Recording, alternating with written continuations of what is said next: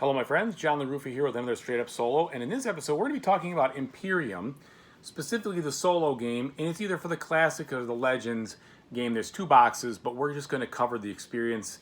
Actually, I'm playing with two Classic races right now. So let's go ahead and take a look at it. And again, the idea of this video is to show you the solo mode to help you figure out if this is something that you want to acquire, if you like this type of game, or if this is something you want to avoid because it has mechanisms you don't care for. So hopefully it's helpful. Let's get started. Okay, so again, folks, please like and subscribe to my YouTube channel if you haven't done so already, as it greatly helps me out. So this is the game, I'd say a third of the way through, playing against the solo bot. Up top here, you see the common kind of play area where the actions or things are kind of coming in and coming out. Down here, you see what I have in play right now and my hand of cards. Plus, you see kind of my area for a couple things. Number one, this is my development deck, which you can get to later on in the game. This is the spot I'm in, and I'm in the kind of like a barbarian phase. Later on, I'll be in an emperor phase, or empire phase after I get to a certain point. This is my card. I'm playing as the Romans, and I'm playing on the simple side, so you can see at the end of the game I get 1 victory point for every 2 population tokens that I have, but there is an A side that is more advanced. Below this is my history, which is where you put cards that you take out of the game, but they don't they don't clear out of your victory stack, which is kind of interesting. This is my draw deck, and then this is my development deck. And development deck comes out, these cards come into play every time I exhaust my draw deck, going through it all. Over here, on the AI side of things, he's playing as the Macedonians, and this is his good supply. He has a history as well. He has a draw deck. He has cards that are in play already, and then he has this other deck here, which isn't really called the development deck. I forgot the specific name, but it's something else. It's kind of like his build-up deck because it's a combination of the development and the the deck that represents. It's like it combines both these. Basically, what it does is it takes the top cards of these, which are the cards that have moons on them, this card, and then in point order the development cards.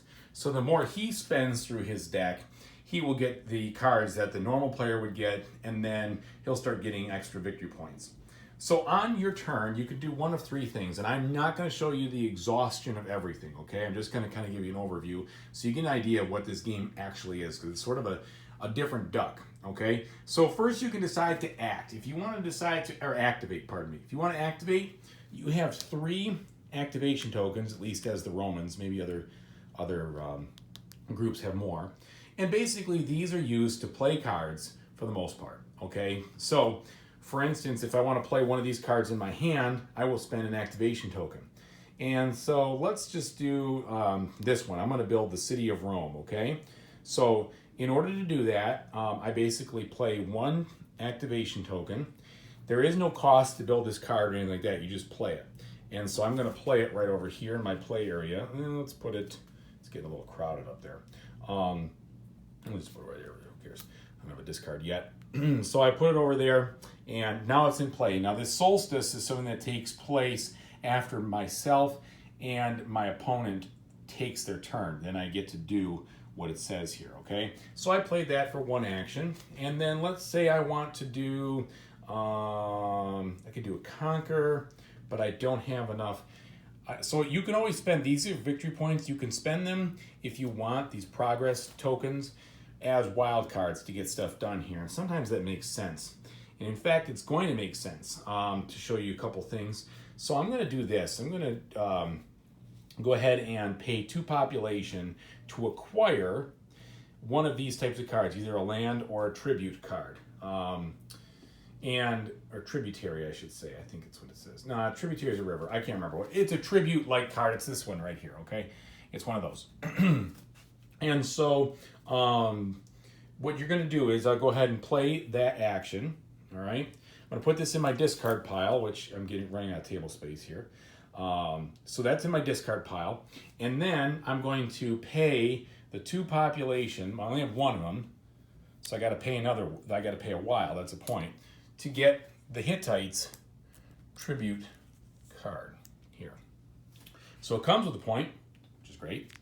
And then when I buy and I acquire a card, I have to take whichever is below it also. There's another mechanism which is called breaking through, where you basically don't have to take the unrest card below. And if it's not out there, you can search the deck for what you want. Okay, but I didn't pay to do that because I'm okay with taking that unrest. I've got ways to deal with it, which I'll show you in just a second, maybe. Yeah, there we go. All right, and so since I do that, anytime you take a deck from the offer area or take a card from the offer area, you have to immediately replenish it from the appropriate deck. So this one is a region card or a land card, and so with this, I don't put one of these unrest cards under it. That's just one of the rules. Okay, so I did that for my second turn, kind of a good turn. Now, why don't I do this? I'm gonna break through for one of these region cards, okay? And then I put this card in history, which means it's gone. It's a once and done, but it's worth 3 points at the end of the game. But then I get to break through for a card that I want. So let's go ahead and put that card in history here. Okay, history. Gone, out of the game, but I still get the 3 points, and it'll stay in history unless there's some effect, which there could be because there's tons of different effects in this game that brings it out. And then I can break through. So I can either do this. You may draw a card of your choice from discard pile and place it in the top of your draw deck. Exile a card from the market. You may garrison a card. So I could do that, or I could search for a better one. And I say better one because there's lots of different effects on them. And I really need cards that give me the opportunity to get more population. So why don't I go ahead and I'm going to break through. Instead of taking this, I'm going to break through right here to see if I get a land card. Well, it'll be in here somewhere. There we go. Mountain. Okay, so this allows me to gain 3 building resources, and then I can exile a card from the market, which basically means discard it into the exile pile, and then I may garrison a card. Now, garrisoning a card is what I'll show you in this last. Oh, by the way, so I've got to shuffle this and pretend that I'm shuffling it really well, but with one hand it's a little bit tough. Shuffle. Okay.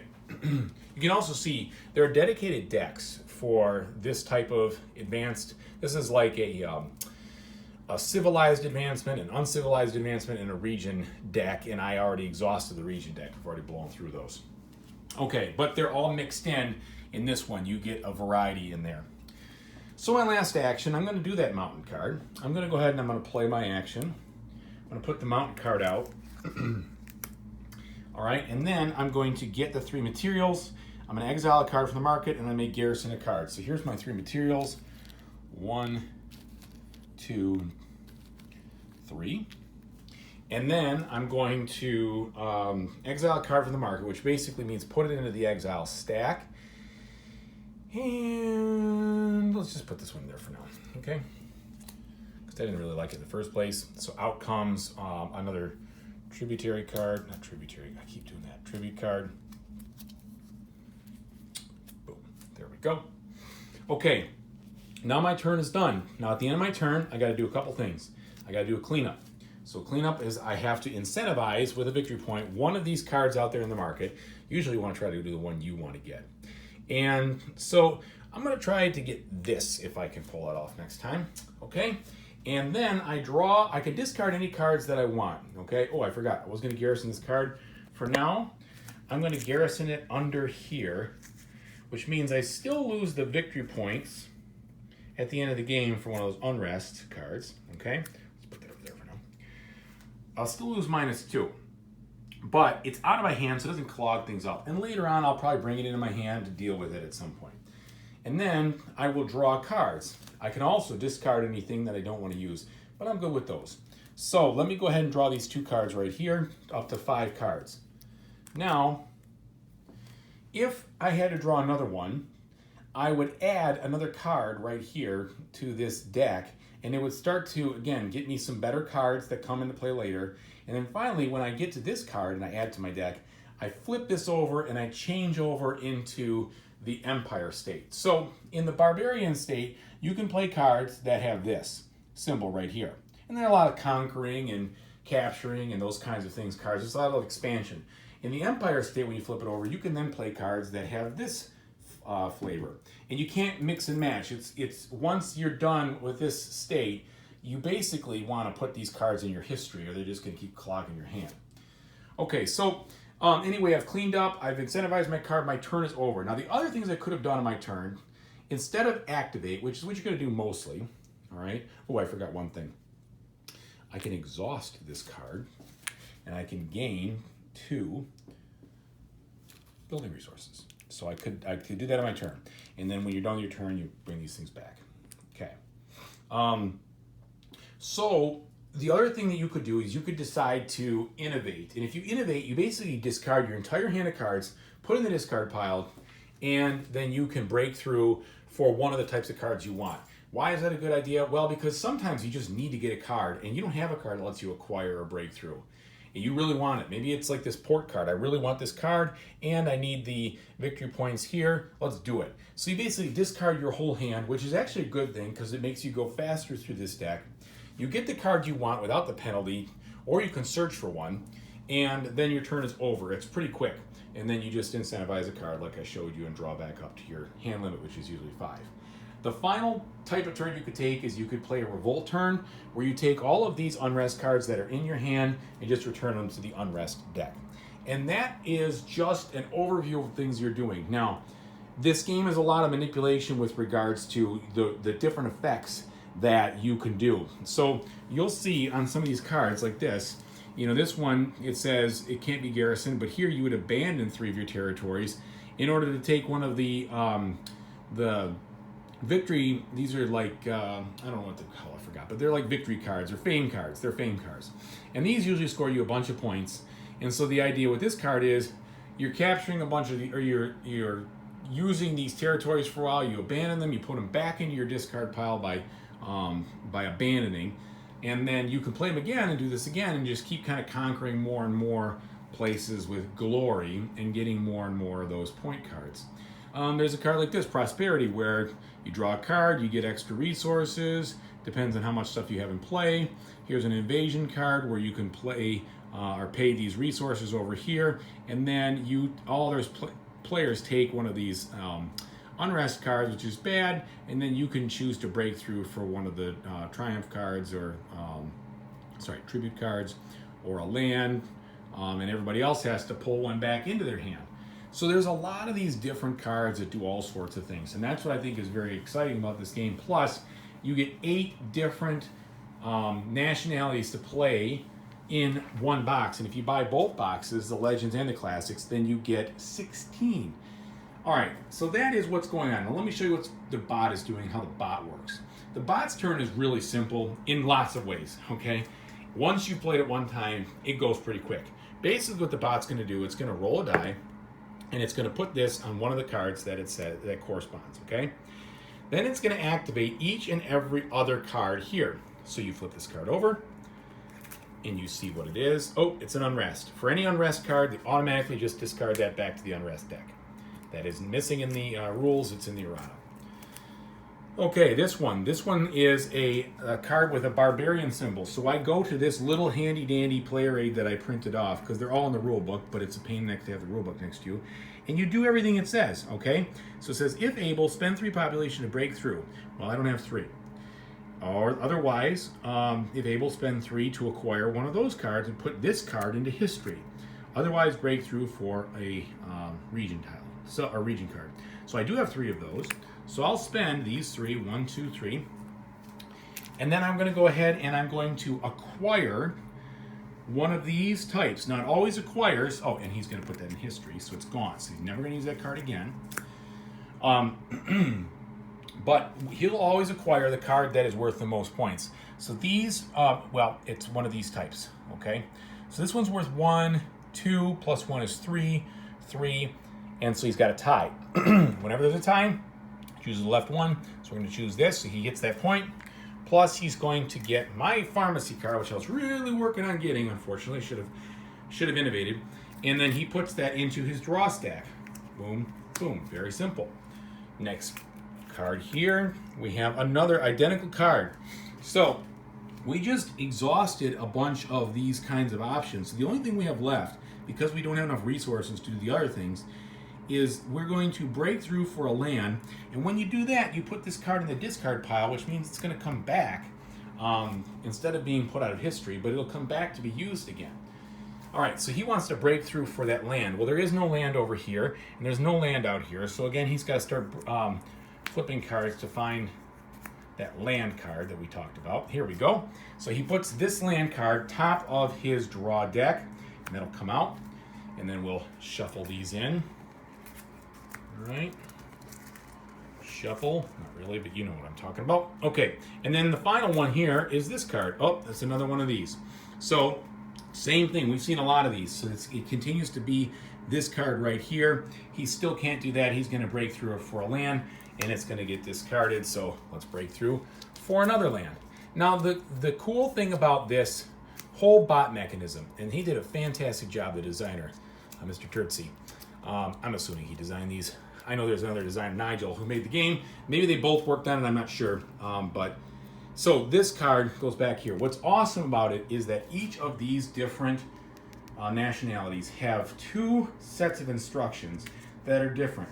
And when he flips over to his empire phase, he's going to do all sorts of different things. So instead, he's going to put those cards that we just drew into history because they're not going to help him. But he's going to do other things with his empire cards.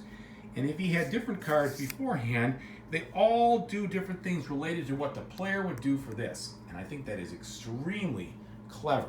You also saw how easy it was to deal with this. Now, there's a little bit of a decision tree with these things, but basically you just figure out what card you have and do what it says. So you don't have to spend a lot of brain power on that. And I think that's really good. Okay, finally, we're done with this. So we're done with his turn. We're going to put an incentivized spot on the card that he did put his dice on. If the die had been anywhere else, we would have slid the card over, okay? And then And then we draw from the draw deck cards to make up his quote-unquote hand for the next turn.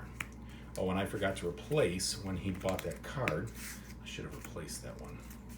All right, so we've done that, and let's replace this. And I know it's going to need an unrest also. And there we go. So his turn is done. That's as simple as that. All right?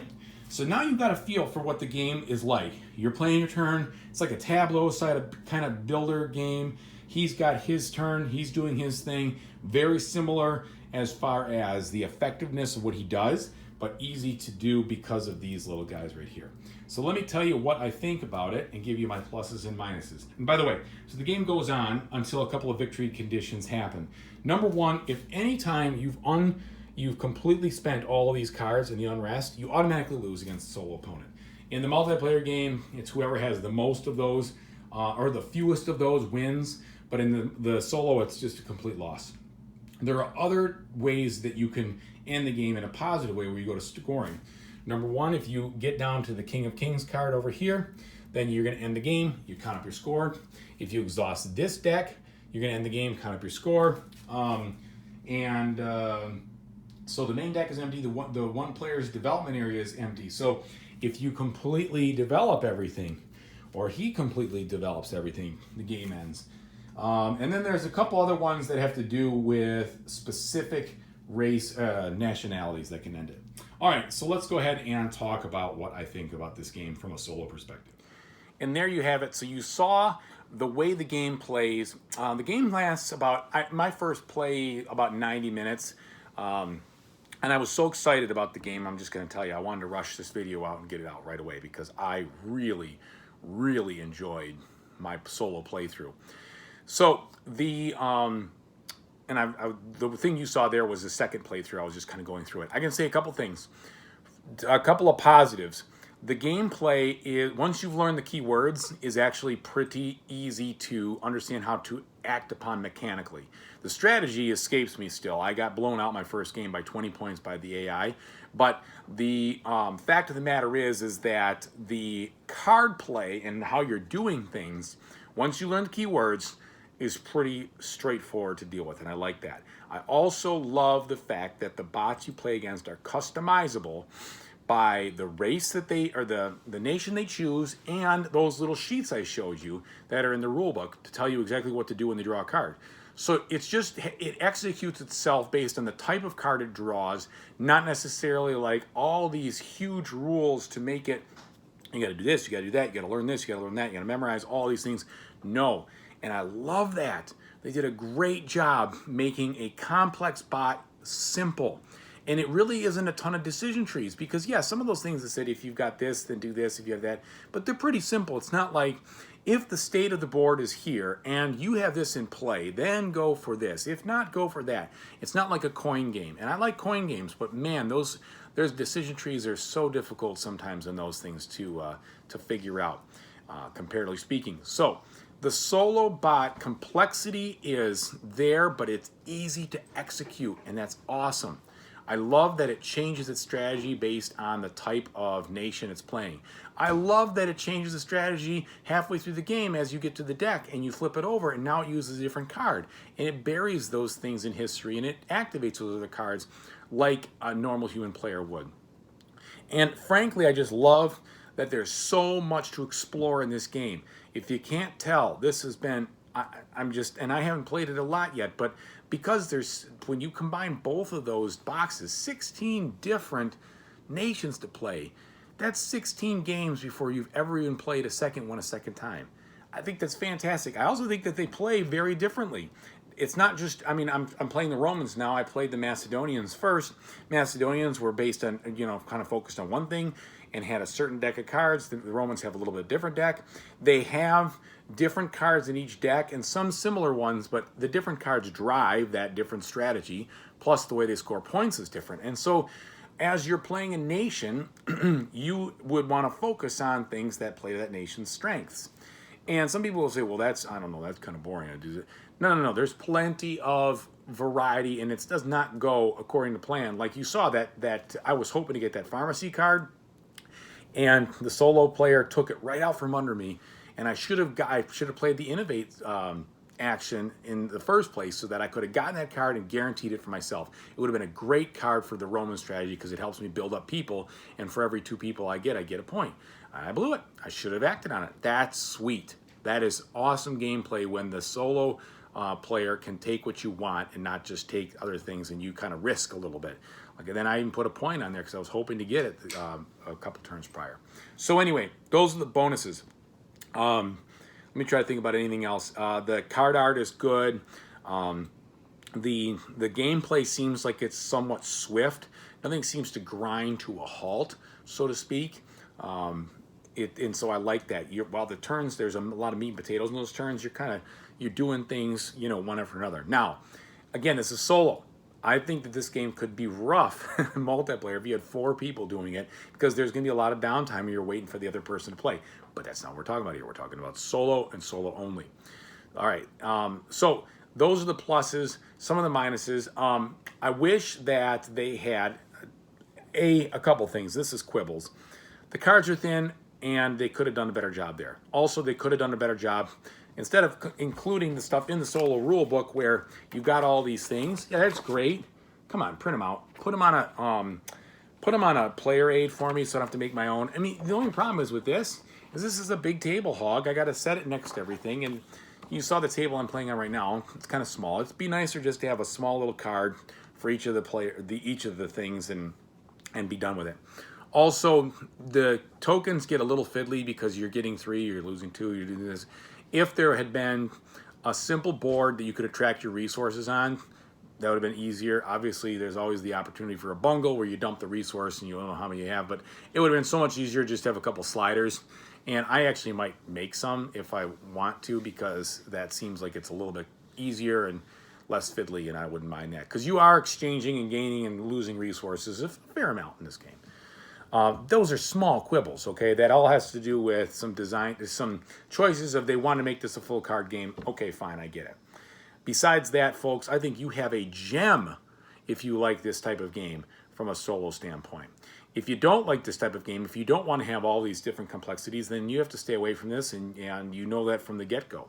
But if you like a rich solo experience that has a lot of choices, that makes you feel like you're playing against somebody else, you can't go wrong. You cannot go wrong with Imperium, in my opinion. So I hope this was helpful, and if you enjoyed what you saw, look for a copy. I hope you can grab 1 or 2, both boxes if you want. If not, then you know that you should avoid this game because you're either gonna love it or you're You're not going to, because there's a lot of stuff in there. But I think most people who are a solo player will. Thank you very much again for watching. I really appreciate it. And whatever you play in the future, I hope that you have a great time doing it. Take it easy, everybody.